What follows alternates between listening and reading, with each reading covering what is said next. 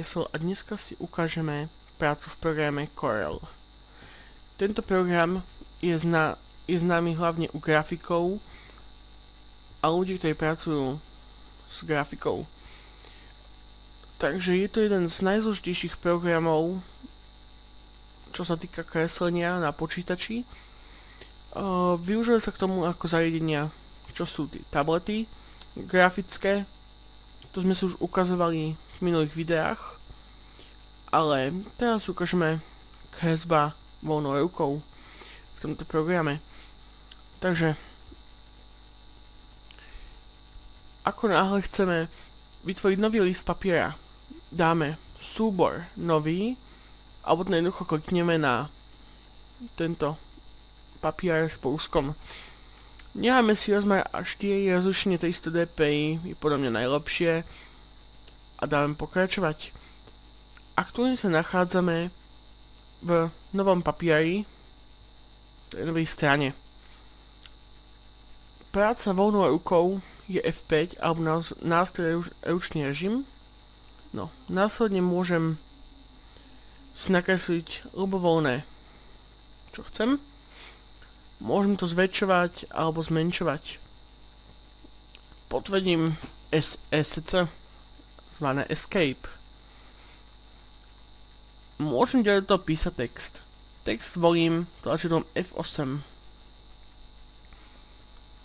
Následne môžem napísať ľubovoľný text, aký chcem. Po dopísaní textu nám ten automaticky naskočí takáto tabulka, kde môžeme rozťahovať to, ako ja len chcem. Prakticky taktiež potom klávesu Escape.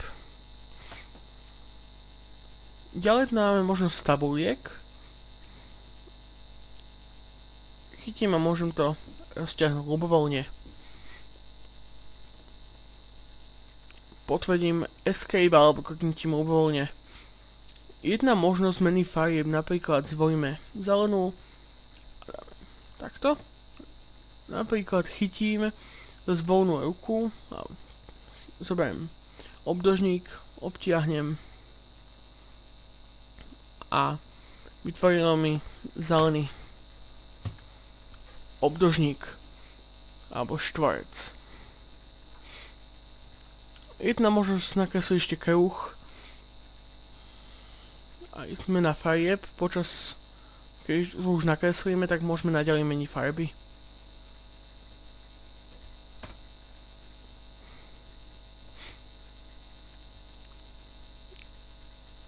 Takže v tomto programe by to bolo asi všetko.